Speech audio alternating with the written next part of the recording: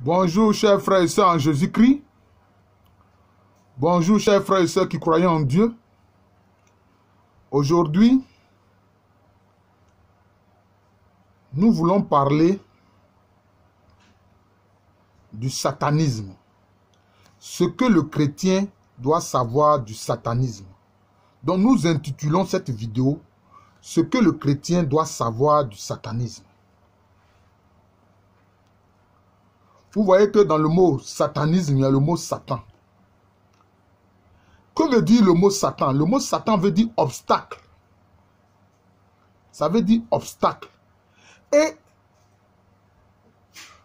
ça prend sa source dans le nom Seth, qui est entre guillemets une sorte de divinité de l'Égypte antique, qui portait le ankh, c'est-à-dire le cœur spirituel avec la main gauche.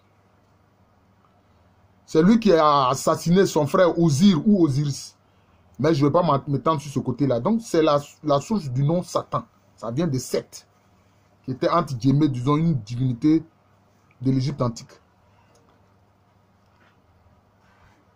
Alors, quand vous regardez la Bible au niveau de la Genèse, on voit que celui qui était un ange très proche du Seigneur, notre Dieu, qu'on appelle Lucifer, le porteur de lumière, mécontent que Dieu ait créé l'être humain. Alors, à ce sujet, quelquefois, certains disent, mais Adam et Ève sont représentés comme des blancs. Mais ça, c'est une représentation des Européens. Sinon, les premiers hominidés, là, ils sont partis de l'Afrique, de la vallée du Nil et de l'Omo, de la Rift Valley. Mais si vous n'êtes pas content à représenter Adam et Ève comme des Noirs, et ils ont représenté ça à leur image. Mais vous aussi, représentez ça à votre image et puis c'est tout, que de vous en plaindre.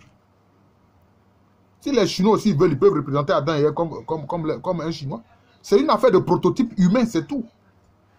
Les gens sont là, ils perdent leur temps avec ces histoires de couleurs là. Bon, bref. Et donc, qu'est-ce que Lucifer fait? Donc, il commence à nourrir de mauvaises pensées, donc il devient Satan, l'obstacle, qu'on va appeler aussi le diable. Et qu'est-ce qu'il vient dire à Adam et Ève? Dieu vous aurait dit de ne pas manger l'arbre de la connaissance du bien et du mal, de consommer seulement l'arbre de vie. En fait, l'arbre de vie, c'est qui? C'est le Christ, Jésus. Il dit oui, il nous a dit qu'on peut manger. Adam dit oui, que Dieu nous a dit qu'on peut manger tous les fruits du jardin, particulièrement de manger l'arbre de vie, les fruits de l'arbre de vie. Mais l'arbre de la connaissance du bien et du mal nous a dit que nous ne sommes pas prêts encore à supporter ses conséquences. Et que de ne pas manger, que si nous mangeons, nous allons mourir.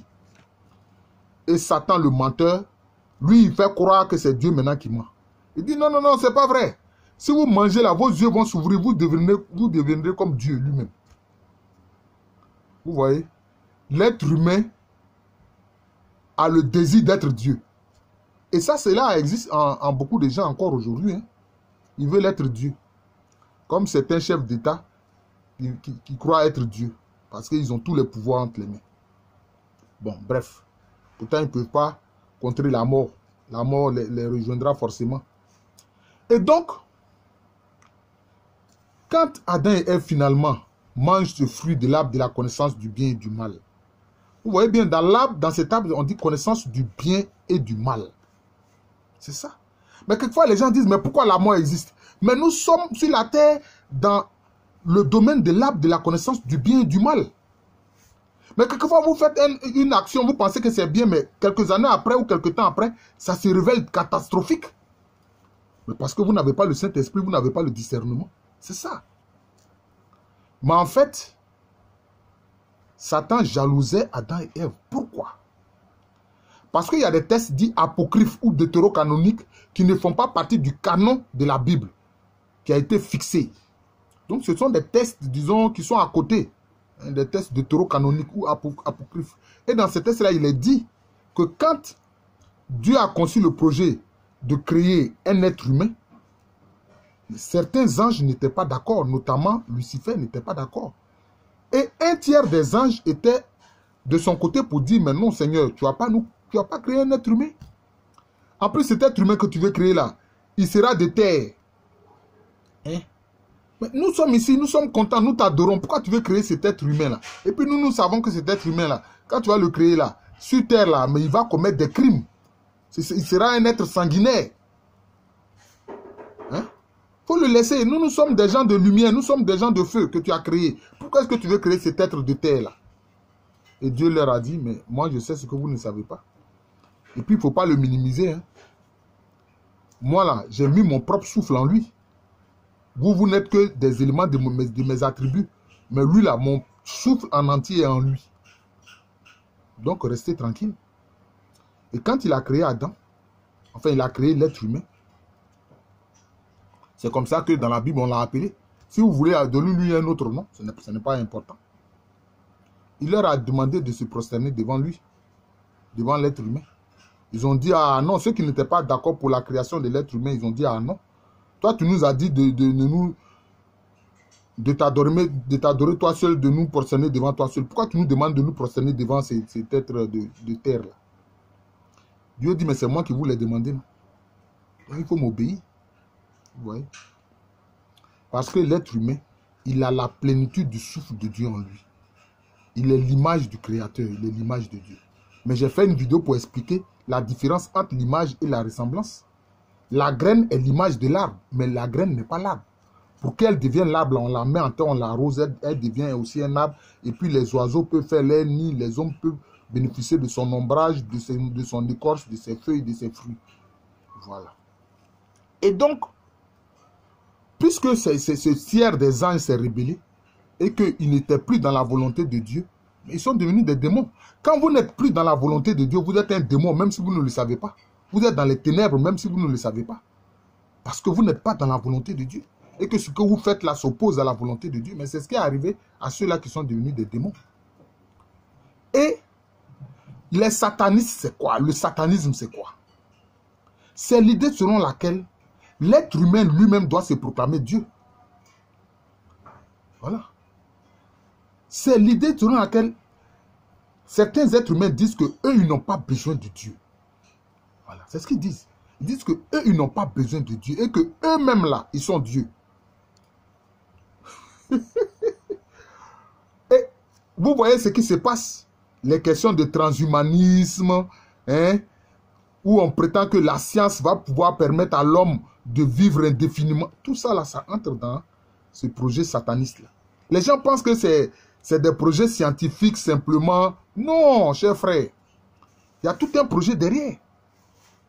Et aujourd'hui, vous avez des temples satanistes. Avant, c'était caché, hein, c'était souterrain. Mais maintenant, il y a des temples satanistes qui sont ouverts ouvertement, notamment en Amérique du Sud. Mais dans cette affaire-là, excusez-moi, qui se fait Dieu devant l'homme? Et ils disent, non, l'homme lui-même n'a qu'à être Dieu. Ne compter que sur ses propres forces, ne compter que sur ses propres capacités. Rejeter Dieu, le Créateur. Mais finalement, qu'est-ce qui se passe? Hein?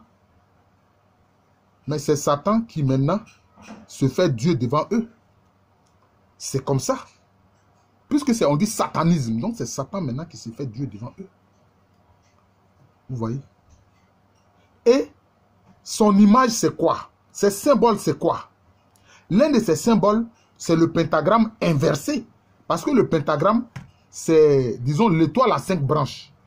Mais c'est une représentation de l'être humain. Quand l'être humain se tient debout, il écarte les bras et il écarte les jambes. Il est debout.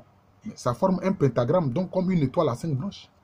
Mais eux, pour eux là, l'étoile à 5 branches, le pentagramme là, c'est inversé. Donc la tête est orientée vers la terre. Ce n'est pas orienté vers le ciel. Symboliquement, le ciel, c'est le trône de Dieu. Et la terre, c'est son marche-pied. Mais eux, ils inversent le pentagramme.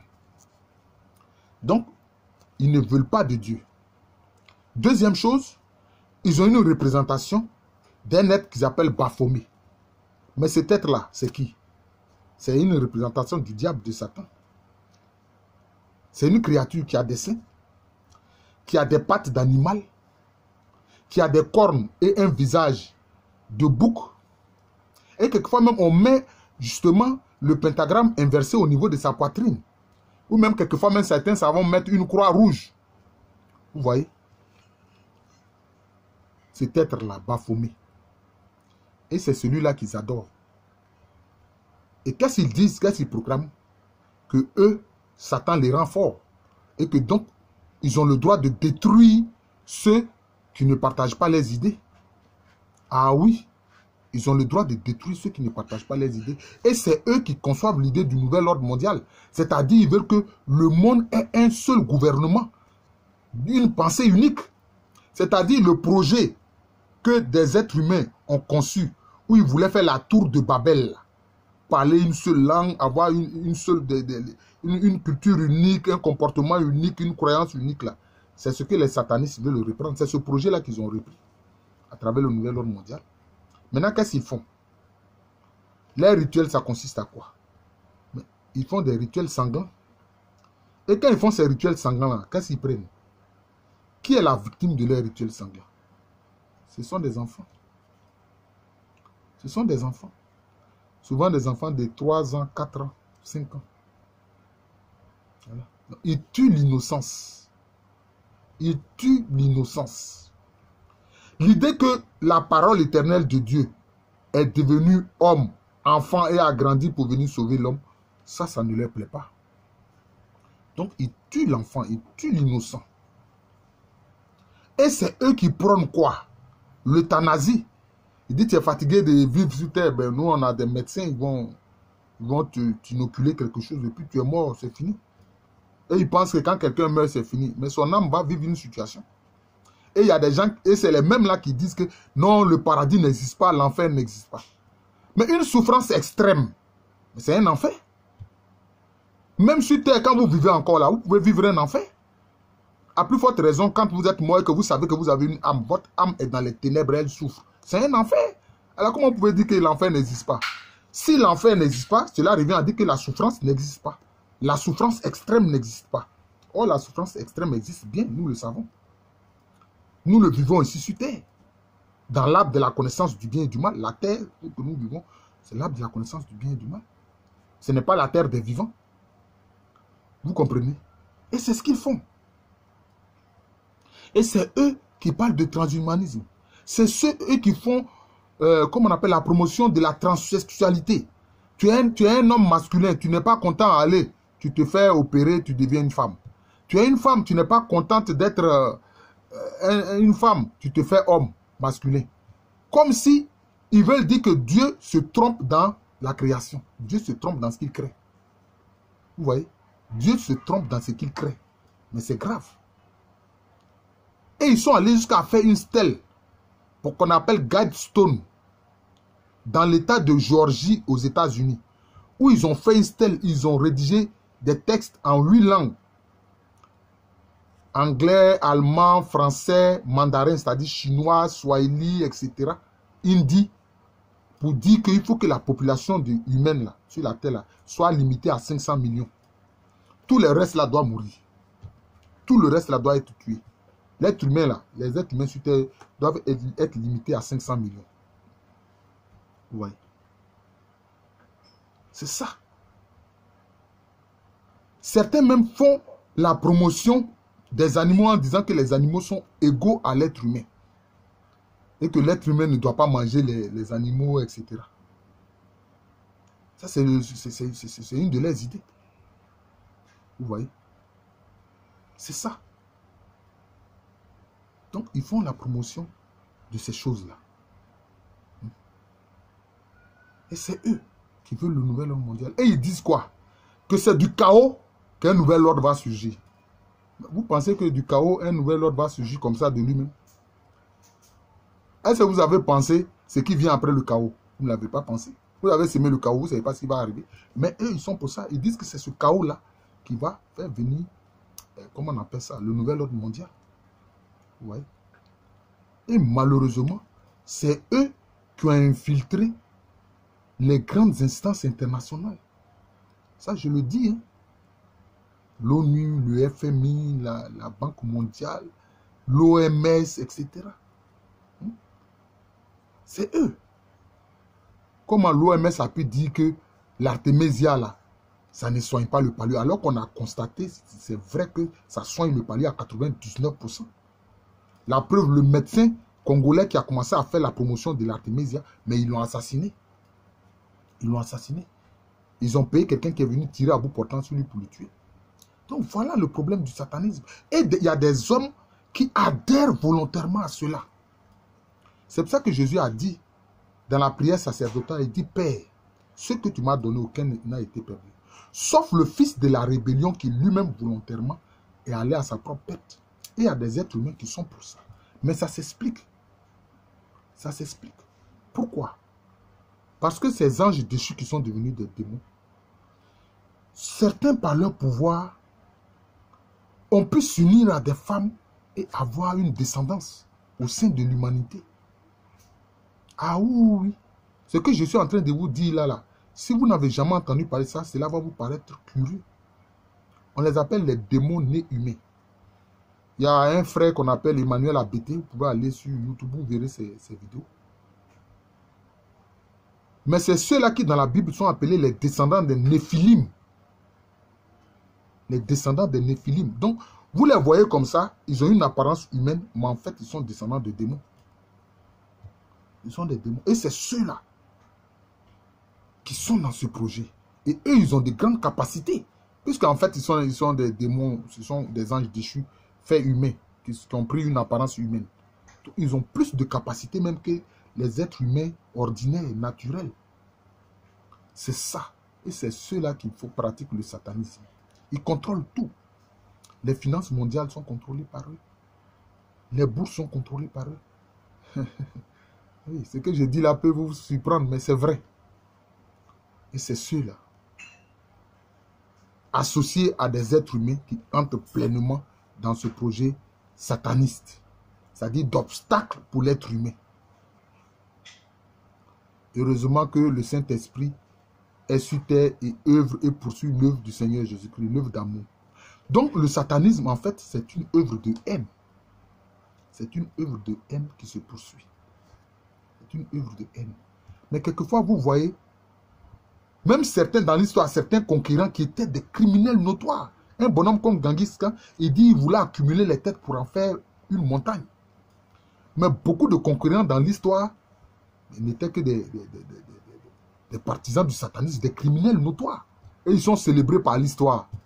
Mais c'est des criminels. Certains fondateurs d'empires ou autres, c'était des criminels. Vous voyez? Je vous remercie, je ne voudrais pas que la vidéo soit trop longue. Je suis le frère Jean de l'amour de Jésus, c'est mon nom spirituel. Et à l'état civil, je suis le professeur Alouko Ameroune. Que le Saint-Esprit, d'ailleurs le Saint-Esprit le fait. Le Saint-Esprit les regarde et il rit. Donc quand ils mettent les œuvres là, à un moment donné, ils voient que ça se bloque. Leurs projets satanistes se bloquent. Ils ont des problèmes. Ils font que ça se bloque, ils ne peuvent pas avancer. Ils ne comprennent pas. Mais c'est le Saint-Esprit qui dit, oh là, ça suffit. À ce niveau-là, vous vous arrêtez. C'est comme ça. Mais ce qui compte, c'est le retour du Seigneur Jésus-Christ. Et il reviendra. Les gens pensent que c'est une illusion. Il reviendra. Nous qui sommes ses disciples, nous le savons. Il reviendra dans sa gloire. Voilà. Et alors, il y aura un nouvel ordre. Le vrai ordre, nouvel ordre, ce sera quand Jésus va arriver. Une nouvelle terre, un nouveau ciel. Voilà. C'est cela. Et ce sera alors le règne de l'amour. Parce que le satanisme, en fait, c'est le règne de la haine. C'est ce qui se passe. C'est le règne de la haine. Vous voyez, toutes ces histoires de pédophilie, d'homosexualité. Et aujourd'hui, mais dans des pays, on dit quoi? On enseigne la masturbation à des enfants de 5 ans, 6 ans. On leur dit, apprenez-vous à vous masturber. Mais comment vous pouvez comprendre des choses comme ça? Comment vous pouvez comprendre des choses comme ça? Et même certains satanistes, je vous le dis, infiltrent les églises.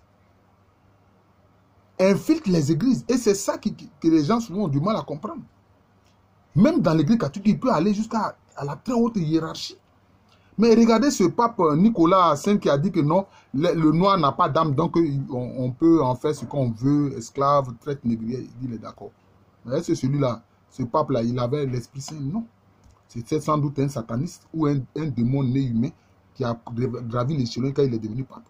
Et certains pasteurs, en fait, ne sont que des satanistes. Voilà. Ils ne se gênent pas. Ils sont dans l'église. Ils sont dans les temples de protestants. Les gens s'étonnent. Mais est-ce que quand Jésus est allé à Capharnaüm, il est rentré dans la synagogue là, il n'y avait pas un homme possédé par des démons qui était dans la synagogue?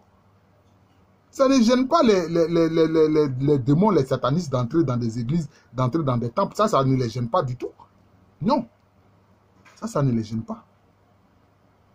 Je vous remercie. Donc, comme je l'ai dit, je suis le frère Jean de l'amour de Jésus. C'est mon nom spirituel. Et à l'état civil, je suis le procès Alou Kwame René. Que le Saint-Esprit préserve les humains du satanisme.